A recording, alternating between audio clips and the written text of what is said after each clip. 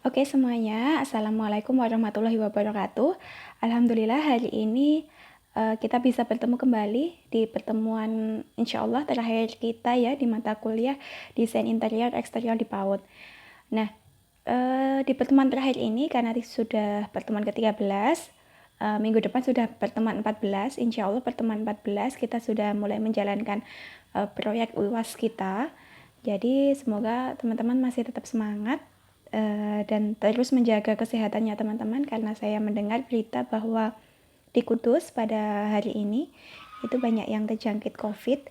Jadi teman-teman semoga masih tetap menjaga kesehatan, protokol kesehatannya tetap diperketat, di rumah saja begitu. Kemudian terus menjaga kesehatannya begitu ya, sehingga kita dilindungi Allah dari berbagai penyakit yang ada gitu. Amin ya rabbal alamin.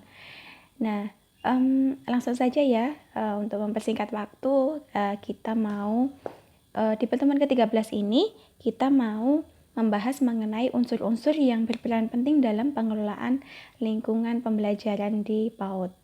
Jadi kita sudah belajar banyak hal ya sebenarnya. Ada yang desain interior, kemudian ada eksteriornya. Kalau yang interior kemarin teman-teman sudah memahami kalau di interior itu apa saja yang harus kita perhatikan begitu. Apakah luasnya seberapa? Oh ternyata luasnya itu ada rumusnya begitu. Kemudian tinggi dari langit-langit atau atap itu ternyata ada ukurannya.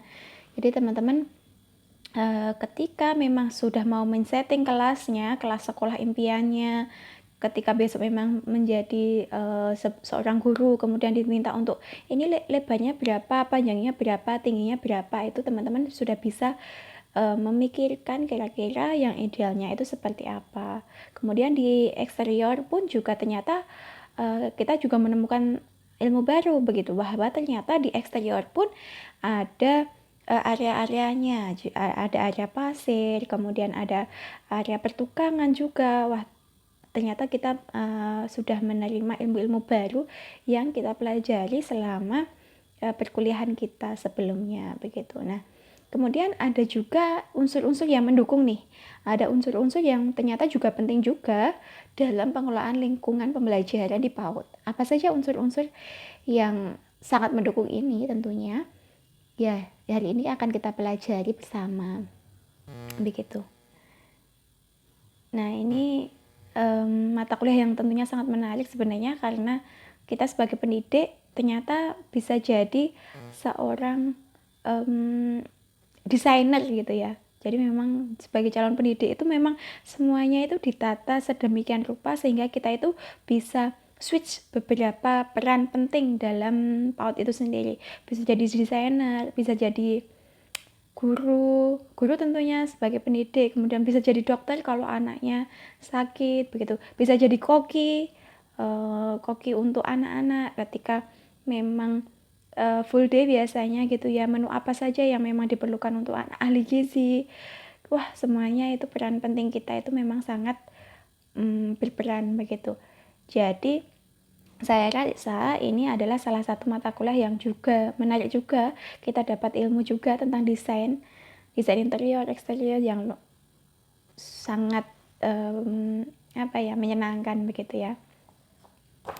Nah, sebenarnya apa sih dimulai dari pengelolaan lingkungan. Jadi pengelolaan itu apa sebenarnya? Jadi pengelolaan lingkungan atau kita sebut sebagai setting kelas atau setting lingkungan itu adalah proses mengkoordinasi atau mengintegrasikan kegiatan-kegiatan agar selaras, jadi secara efektif dan efisien begitu. Jadi segala kegiatan yang ada di dalam kelas itu bisa berjalan secara efektif dan efisien begitu. Jadi memang kita sebagai guru itu bisa mengelola atau men-setting lingkungan kita, kelas kita. Jadi tentunya yang kita pelajari di awal-awal bahwa ternyata lingkungan belajar, ketika kita men-setting lingkungan belajar itu sangat mempengaruhi perkembangannya anak. Jadi semua aspek perkembangan anak itu bisa dipengaruhi oleh lingkungan pembelajarannya yang ada di kelas maupun yang ada di outdoor atau di luar kelas mereka begitu. Jadi itulah pentingnya kita itu bisa men-setting proses pembelajaran yang ada di kelas kita. Dan tentunya apa saja sih yang menjadi unsur-unsur penting dalam pengelolaan lingkungan atau setting interior dan eksterior yang ada di sekolahan. Jadi ada hal-hal yang penting yang menjadi unsur dari pengaturan kelas kita.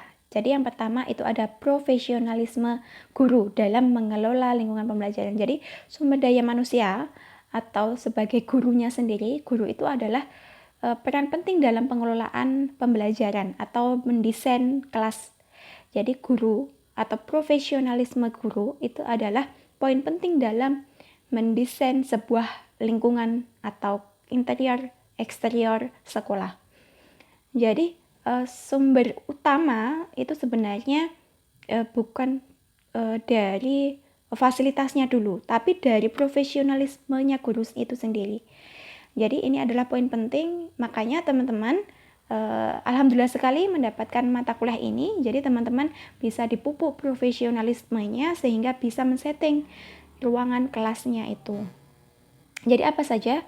Nah, sebelum kita masuk ke menjurus ke eksterior interiornya, kita harus mengetahui bahwa kompetensi dasar yang harus dimiliki oleh seorang guru itu menurut NAISI ya, ini ada beberapa hal. Yang pertama itu mendukung perkembangan anak dalam proses pembelajarannya. Jadi guru itu memang harus tahu, mengetahui karakteristiknya anak, bagaimana mereka itu bisa bekerja atau belajarnya itu bagaimana, kemudian kebutuhannya anak itu seperti apa, kemudian memahami kondisi-kondisi anak itu seperti apa, itu adalah salah satu bentuk dari profesionalisme guru. Jadi ketika guru itu mampu dan tahu bagaimana karakteristiknya anak, maka guru itu juga bisa mendukung dan memahami perkembangannya anak, begitu. Nah, ini yang pertama kali dilakukan oleh pendidik. Kemudian yang kedua adalah membangun hubungan dengan keluarga dan masyarakat.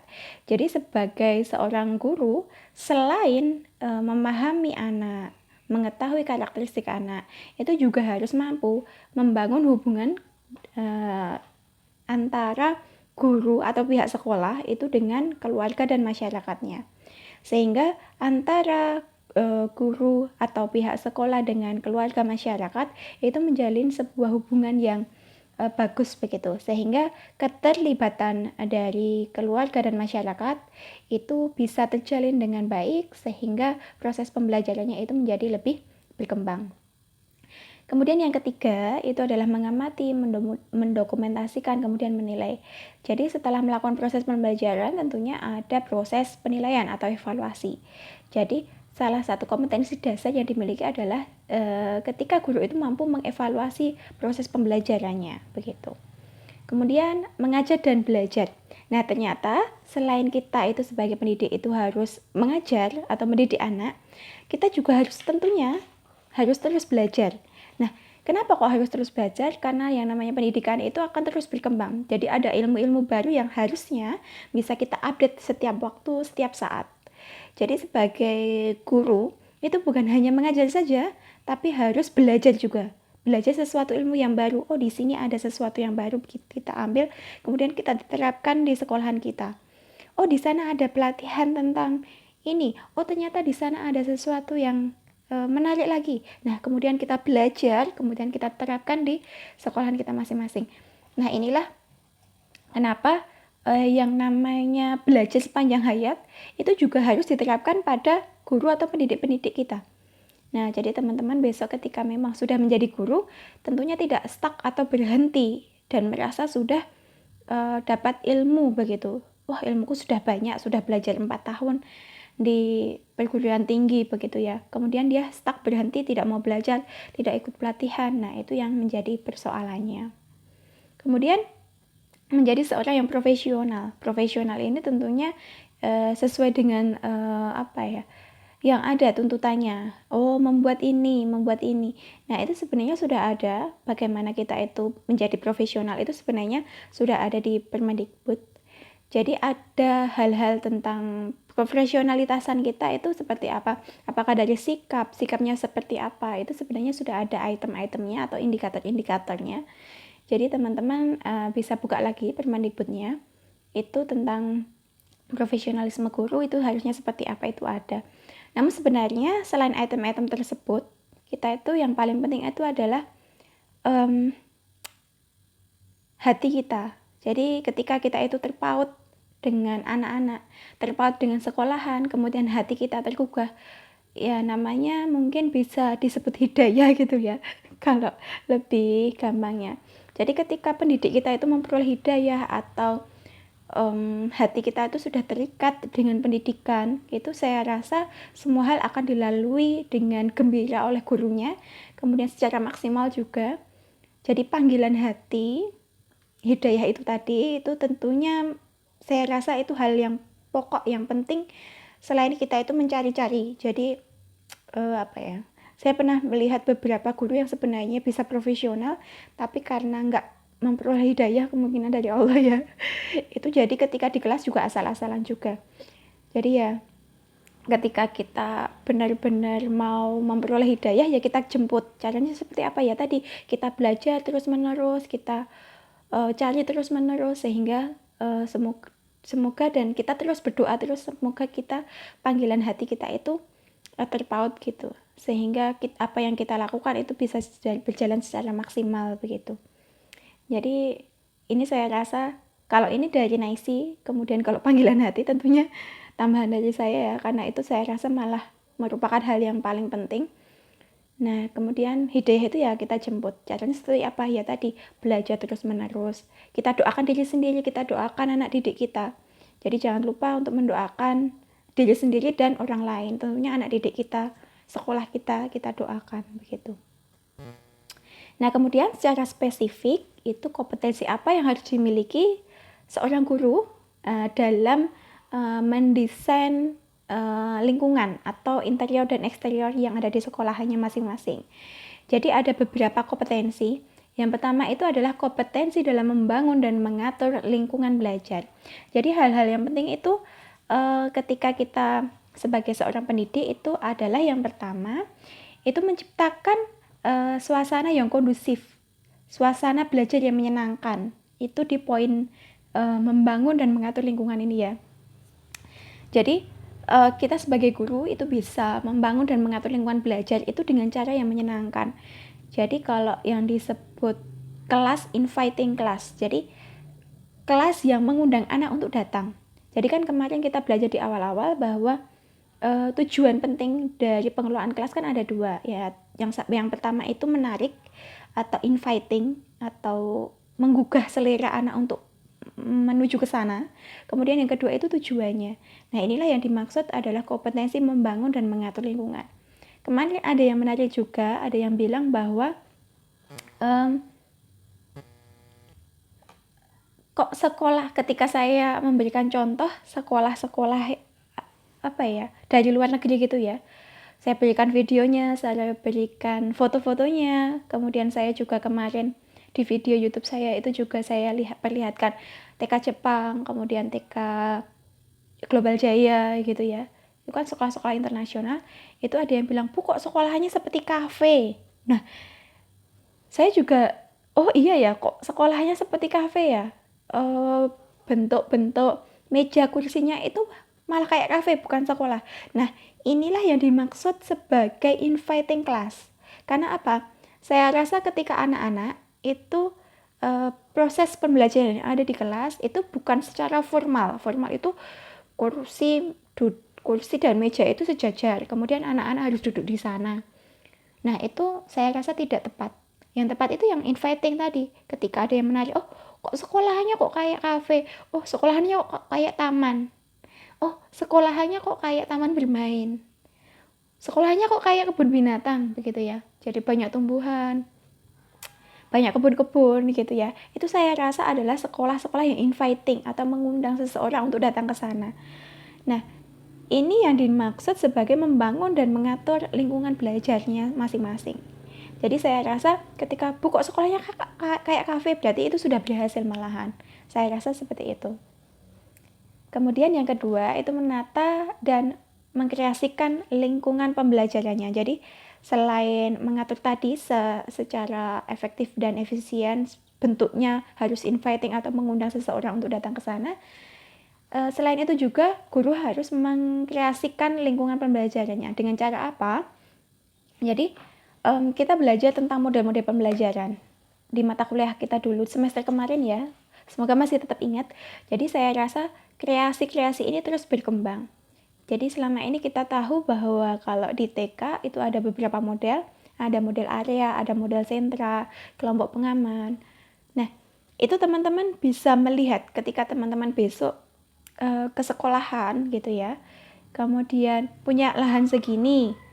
Nah, itu teman-teman bisa milih kira-kira teman-teman itu bisa men-setting sekolahannya itu dengan model apa? Apakah sentra ataukah area atau kelompok pengaman atau sudut begitu ya.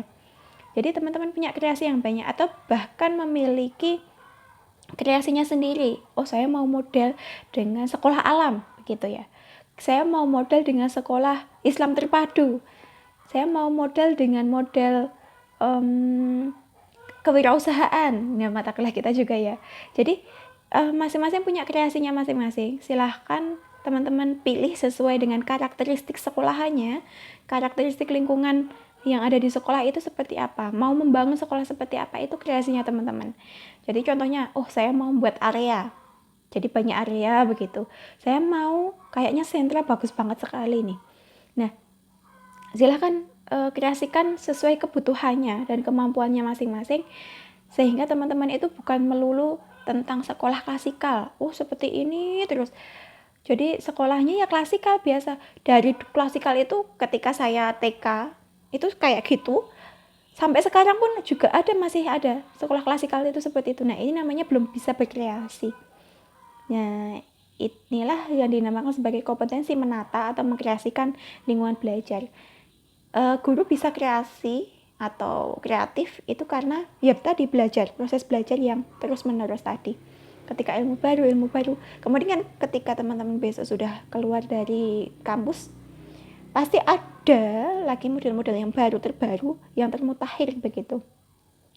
Ini kemudian ada LUSPAT, kemudian ada STEAM begitu. Nah, teman-teman cari terus menerus, kemudian silakan berkreasi dengan sekolahnya masing-masing. Kemudian memelihara keselamatan lingkungan belajar. Nah, ini juga penting. Makanya kemarin keselamatan, keamanan itu adalah poin penting, poin utama ketika teman-teman itu mendesain sebuah sekolahan.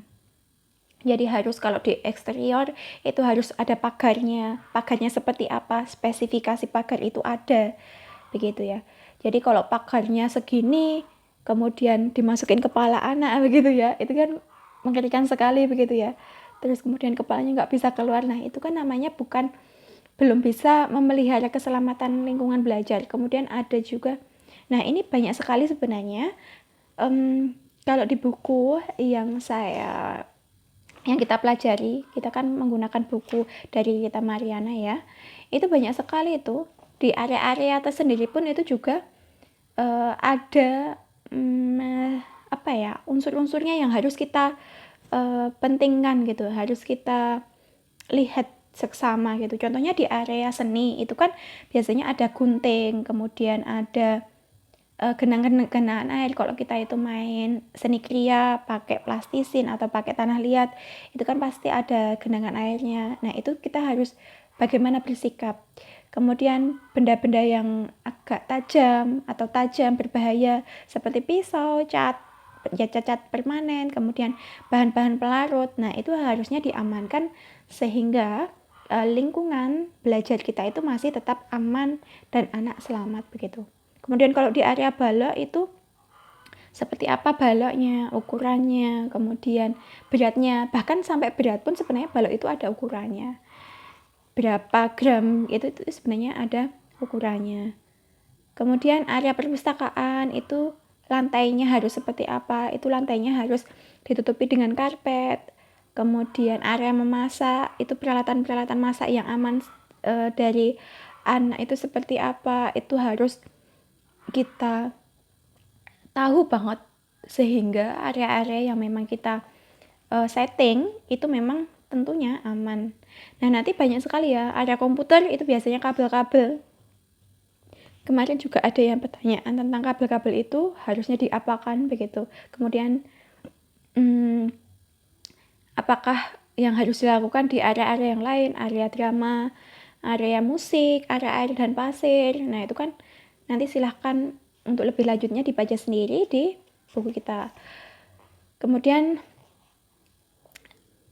misalnya ketika ya kita sudah mengatur sedemikian rupa agar keselamatan anak itu nomor 1 gitu ya, kita sudah men-setting dengan bagus gitu ya. Namun ternyata kan kita nggak tahu juga bagaimana kondisi-kondisi tertentu. Contohnya ketika terjadi kecelakaan, ya itu harus seperti apa. Nah, makanya P3K itu harus ada, bahkan masing-masing kelas pun itu sebaiknya harus ada satu P3K yang memang khusus untuk anak. Umpamanya TKA 1 itu harus ada P3-nya.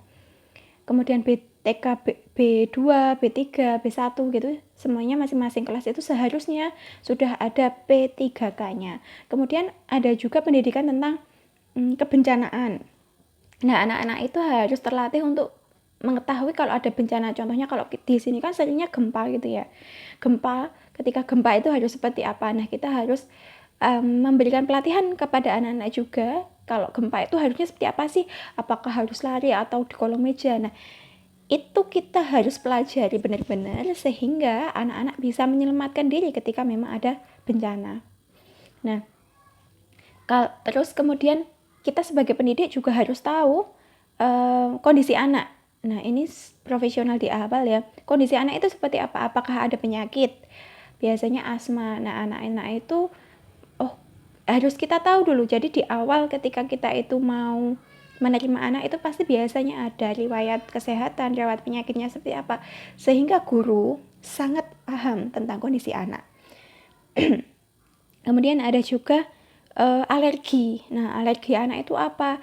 Kalau di full day kan biasanya ada snack, ada makan siang. Nah, jangan sampai anak itu alergi sesuatu kemudian kita kasihkan. Nah, itu jangan sampai sekali. Nah, hal-hal mendetail seperti inilah yang harusnya ada dalam diri kita sebagai kompetensi memelihara keselamatan lingkungan belajar. Kemudian kompetensi memelihara kesehatan. Nah, kesehatan ini tentunya kita harusnya bekerjasama dengan pihak terkait seperti puskesmas, dokter. Nah, jadi ada penimbangan, biasanya ada timbangan, ukur tinggi badan, lingkar kepala, lingkar perut, begitu ya. Kemudian gigi, kan biasanya anak-anak. Nah, ini kita harus bekerjasama dengan pihak-pihak terkait untuk memelihara kesehatan lingkungan belajar. Selain itu gizi juga. Jadi ada anak bagaimana kondisi gizinya ketika di rumah. Bahkan kita harus memantau anak itu kok berat badannya turun, apakah ketika di rumah makanannya apa saja. Nah, itu sebaiknya kita memang harus perhatikan. Kemudian kompetensi dalam hubungan komunikasi ini tentunya komunikasi dengan orang tua dan masyarakat ya. Nah, selain komunikasi dengan orang tua dan masyarakat, tentunya kita juga tidak lupa dengan komunikasi dengan anak-anak. Jadi kita sebagai guru itu harus mampu menjadi pendengar dan menjadi penjawab yang baik untuk anaknya. Jadi bahkan ketika teman-teman anak atau anak-anak itu bermain di luar gitu ya, itu tentunya kita juga harus ada komunikasinya. Kita bisa bincang-bincang sama anak ketika sedang istirahat begitu ya.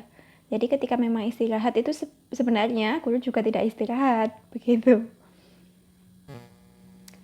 Oke, kemudian dukungan fasilitas dan kebijakan sekolah. Nah, setelah gurunya atau SDM-nya atau sumber daya manusianya itu yang mendukung, tentu tidak bisa lepas dari fasilitas. Tentu fasilitas ini sangat berpengaruh begitu ya untuk kelancaran proses pembelajaran yang ada di desain setting interior eksterior.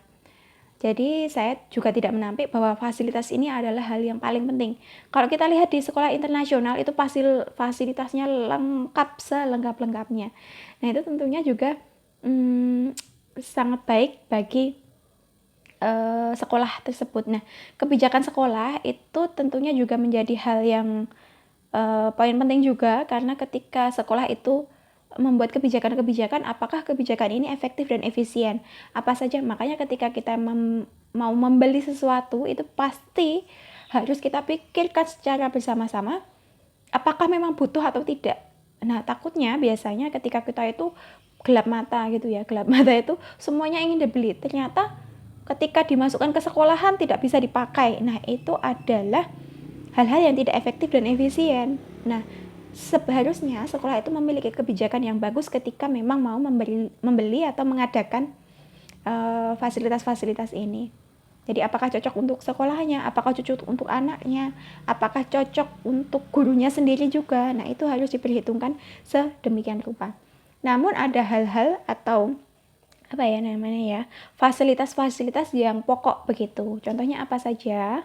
Jadi hal-hal atau fasilitas yang pokok itu ini bisa dilihat di sini. Jadi ada perlengkapan dan bahan material belajar anak seperti meja, kursi, alat tulis, pensil warna, gunting. Nah, hal-hal seperti inilah yang seharusnya ada memang. Jadi tapi teman-teman juga harus melihat meja kursinya ketika mau pengadaan itu berapa jumlahnya. Itu harus dihitung benar-benar. Jadi jangan sampai ketika beli kok kurang atau lebih. Nah, ketika kurang ataupun berlebih itu sesuatu yang tidak efektif dan efisien. Begitu. Kemudian yang kedua, perlengkapan dan peralatan sekolah anak seperti seragam sekolah, baju olahraga, sepatu, perlengkapan pribadi anak itu juga mendukung dan penting bagi lingkungan pembelajaran. Kemudian perlengkapan audiovisual, komunikasi seperti televisi, komputer, tape recorder. Nah, ini harusnya disesuaikan dengan kebutuhan sekolahnya juga. Apakah sekolahnya butuh atau tidak, begitu. Kemudian perlengkapan preaktivitas seperti balok, puzzle atau APE begitu ya. Nah, ini silakan teman-teman ketika memang harus membeli atau pengadaan sarana prasarana, teman-teman harus pastikan bahwa itu butuh dan bisa digunakan. Kemudian ada fasilitas-fasilitas sekolah seperti WC, tempat cuci tangan, tempat ibadah, dapur, kantor guru, ruang istirahat, ruang pertemuan. Nah, itu bisa teman-teman perhatikan. Kemudian yang ketiga itu adalah peran serta orang tua dan masyarakat. Jadi ada 3 unsur yang utama. Yang pertama itu adalah profesionalisme guru. Yang kedua adalah tentunya dukungan dari fasilitas. Kemudian yang ketiga ini adalah peran serta orang tua dan masyarakat. Nah, ketiga hal inilah yang menjadikan unsur-unsur penting ini menjadi sangat dibutuhkan dalam desain interior dan eksterior sekolah kita.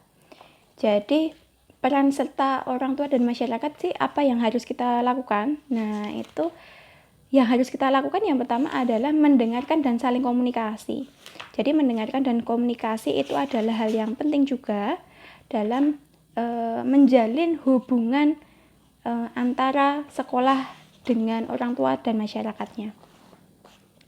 Nah, menjalin komunikasi ini bisa dilakukan dengan banyak hal sebenarnya. Contohnya dengan buku penghubung.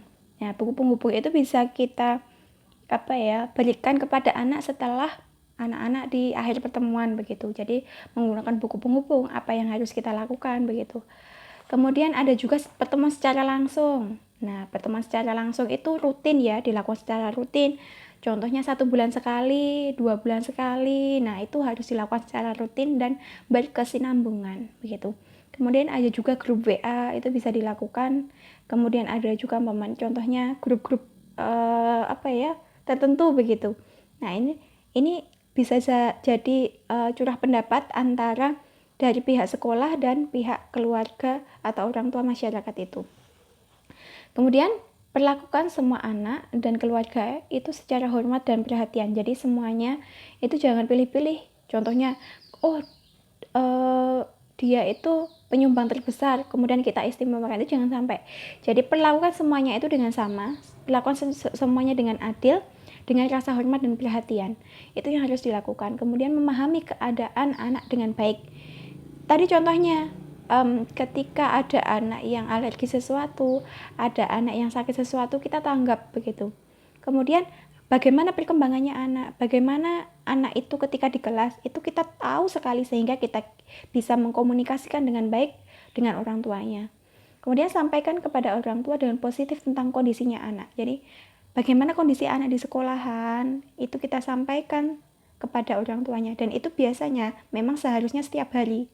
Kita sampaikan kondisi-kondisi anak itu setiap hari. Ya tadi kalau bisa secara langsung, contohnya ketika orang tua menjemput anaknya, atau bisa ketika memang terlalu banyak anak itu bisa menggunakan buku penghubung tadi. Kemudian melihat secara objektif dan realistik tujuan kerjasama antara orang tua dengan anak. Jadi memang ketika kita itu punya program, libatkan orang tua. Contohnya ketika kita mau membuat bak pasir gitu, kita bisa undang orang tua, kita undang komite, salah satu dari bentuk masyarakat. Sekolah ingin mengadakan bak pasir. Nah, bak pasir ini tujuannya apa? Apakah bisa diterapkan? Dananya ini terkumpul seberapa begitu, dan orang tua apakah mau membantu atau tidak. Nah, itu berikan tujuan-tujuan yang realistik di sekolahnya. Jangan sampai tidak realistik. Ketika tidak realistik, tentunya orang tua tidak akan percaya. Contoh tidak realistik itu seperti apa, Bu ya? Contohnya ketika sekolahnya sempit begitu ya, tidak ada bahkan untuk tempat parkir sepeda motor aja nggak ada gitu ya, kok mau buat kolam renang. Nah itu kan contoh yang tidak realistik. Tentunya orang tua juga tidak mau bekerja sama ketika memang hal itu terjadi begitu. Kemudian menjadi sumber bantuan orang tua dan membantu menyampaikan apa yang telah dipelajari anak. Jadi kita sebagai guru itu juga sebagai sumber ketika memang orang tua membutuhkan kita. Contohnya ketika orang tua tanya, Bu, kok anak ini seperti ini? Nah kita bisa menjawab karena kita tahu kondisi anak seperti apa. Bekerja sama dengan orang tua memerlukan pertemuan yang intens. Ya tadi, jadi pertemuan-pertemuan itu seharusnya dilakukan secara intensif. Intensif itu bisa kita jadwalkan. Apakah dua minggu sekali atau 1 minggu sekali. Nah itu bisa kita lakukan. Nah demikian tambahan materi dari saya untuk pertemuan terakhir. Unsur-unsur yang penting dalam desain interior eksterior tadi ada 3 tadi. Semoga teman-teman bisa memahami semuanya dan semoga ilmu kita juga bermanfaat ya teman-teman ya. Nah, karena pertemuan terakhir saya akan membagikan project dari UAS kita. Nah, UAS kita seperti apa? Nah, saya minta teman-teman selama 2 minggu ini karena masih ada pertemuan 14 dan kemudian pertemuan selanjutnya, silahkan teman-teman minggu depan tugasnya adalah membuat maket. Jadi minggu depan itu jangan, tugas UASnya itu adalah kan membuat maket. Maket tentang apa? Maket sekolahan. Dari interior sampai eksteriornya. Jadi ini sekolah impiannya teman-teman. Dari interior sampai eksteriornya teman-teman. Jadi contohnya, aku pingin punya impian membuat sekolah dengan model sentra contohnya ya. Ini sebagai contoh.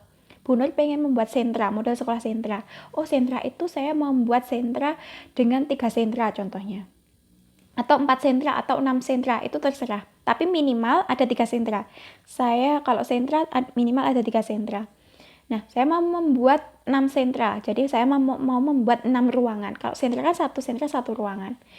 Nah silahkan untuk minggu depan ini buat yang setengah jadinya aja. Jadi silahkan buat seperti ini.